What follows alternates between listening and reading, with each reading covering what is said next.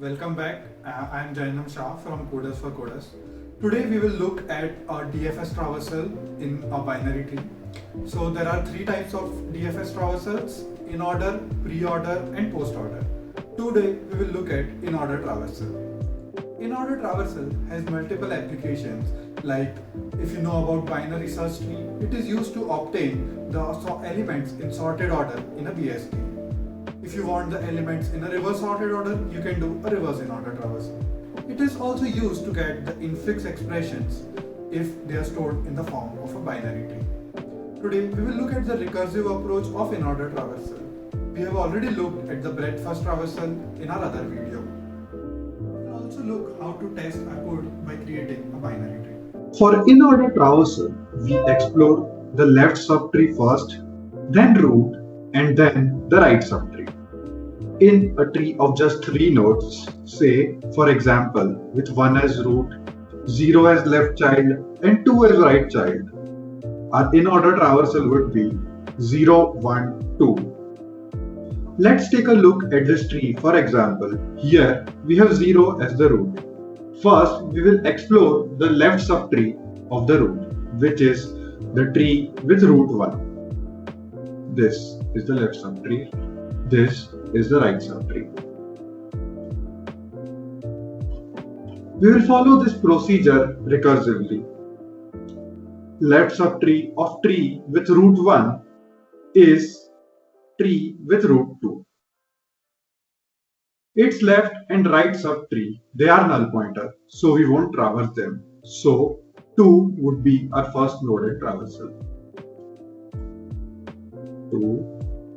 Then again, now we come back to 1, which is its parent, and we print that. 1. Now we explore the right subtree of 1, which is a tree with root 6. Now again we will follow the recursive procedure. We will explore the left subtree of 4. Here it has no child, so we will print it 4. We go back to its parent, which is 6. We will print it. We explore its right subtree. It has no child. We will print it 5. We go back to its parents. This subtree is already explored. We again go back to its parent. This subtree is already explored. So now, since the left subtree is explored, now we print out the root, which is 0. Now we explore the right subtree, which is the tree with root 7. Now again we will explore the left subtree of 7, which is 8. We come back to its parent 7. Now we again explore its right subtree, which is 3. We go back to its parent. This is explored, this is explored. So all the nodes of the tree are explored now. So this is our expected output of in-order traversal. 2, 1, 4, 6, 5, 0, 8, 7, 3. So visualization of in-order traversal would be something like this. We start from here, then we go here, we go here, again we go here, then here, here, go back, come back, then again go back, go back, explore right, come here, go back, explore right, go back, and then.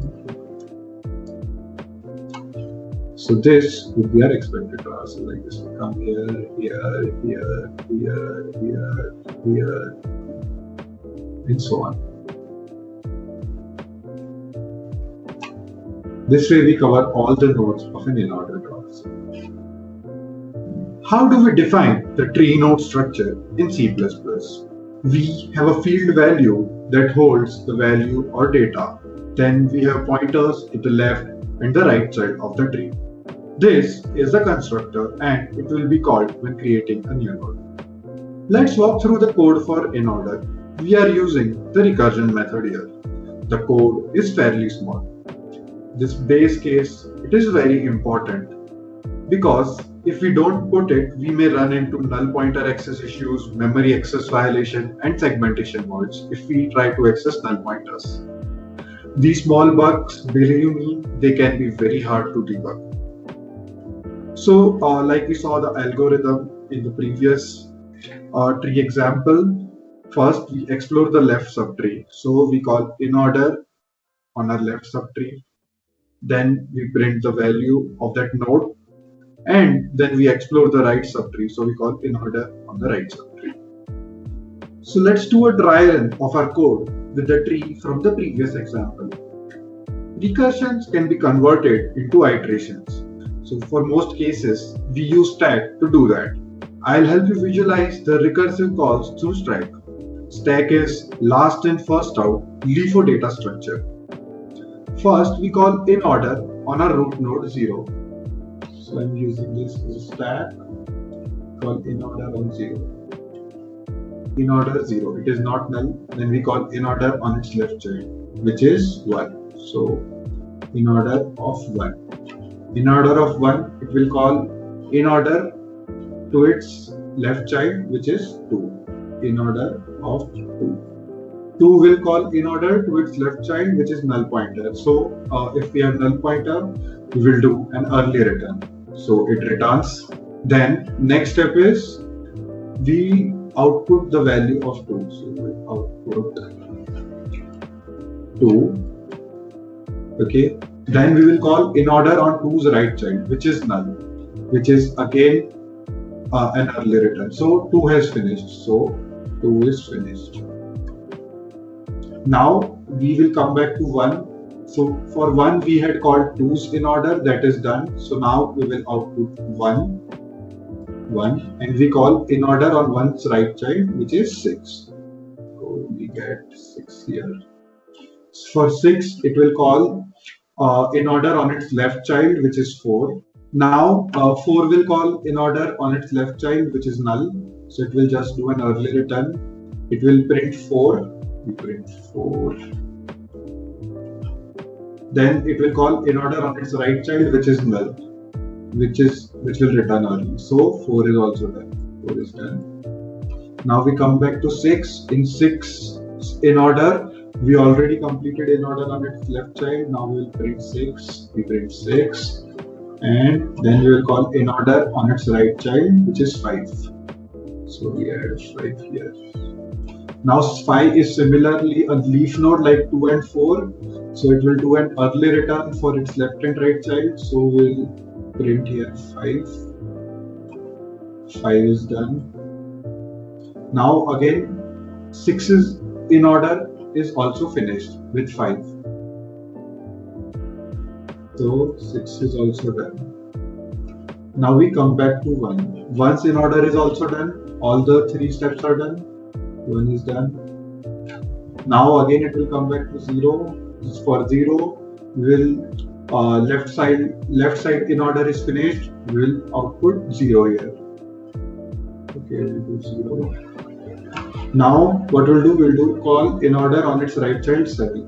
I'll just continue the stack here from there. 7. What will 7 do? 7 will call inOrder on its left child 8. 8 is a leaf node. Again, it will do early return for its left and right inOrder and just print it out 8. 8's inOrder is done. It will come back to 7. For 7, our left inOrder is done. We'll print 7. Now we'll call inOrder on its right, which is 3. 3 is again a leaf node. It will do an early return for its left and right child. So we'll just output here 3. It will return 3's inOrder is done. With that it comes back to 7. 7 also completes its right child's inOrder. So that is also done.